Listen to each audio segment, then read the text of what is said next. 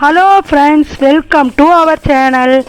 இன்றைக்கி என்ன நம்ம பார்க்க போகிறோன்னா, திருவாதிரை களி எப்படி செய்கிறதுனா பார்க்க போகிறோம். நீங்கள் 1 டம்ளர் பச்சரிசி எடுத்துக்குங்க. அந்த பச்சரிசியை ஒரு வாணலியில் போட்டு நல்லா பொன்னிறமாக வறுத்துக்குங்க. நல்லா வறுபடணும். வறுத்த உடனே ஒரு பாத்திரத்தில் அதை கொட்டிடுங்க.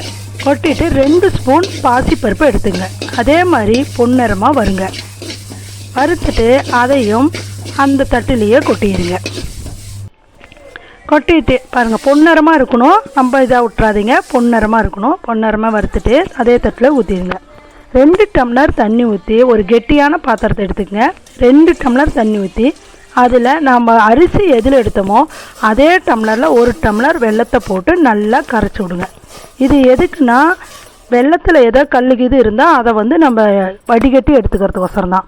அதை அங்கே பாட்டுக்கு கொதிச்சு வச்சுக்கிட்டோம். ஒரு மிக்சி ஜாரில் நாம் அரிசியும் பருப்பும் நல்லா ரவை மாதிரி கிளறி மிக்சியில் ஓட்டி எடுத்துக்கலாம். அதுக்குள்ளே இந்த பக்கம் ஒரு வாணலியில் 5 டம்ளர் தண்ணி ஊற்றி தண்ணி சூடு ஏறட்டும்.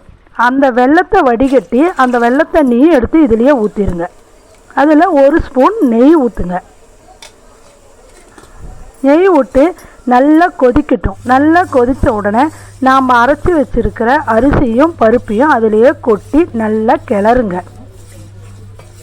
நல்லா கட்டி உழுவாத பொறுமையாக அடுப்பை நம்ம சிம்மில் வச்சு கிளறுங்க. நம்ம ஸ்பீடில் வேணால் சிம்மில் வச்சு நல்லா கிளறுங்க, கட்டி விழுவோம்.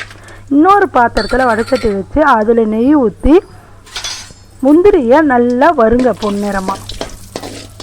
வறுத்துட்டு அதையும் அந்த களியிலேயே போட்டு நல்லா கிளறி விடுங்க.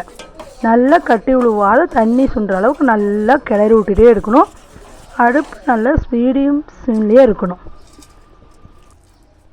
அவ்வளோதான், திருவாதிரை களி ரெடி.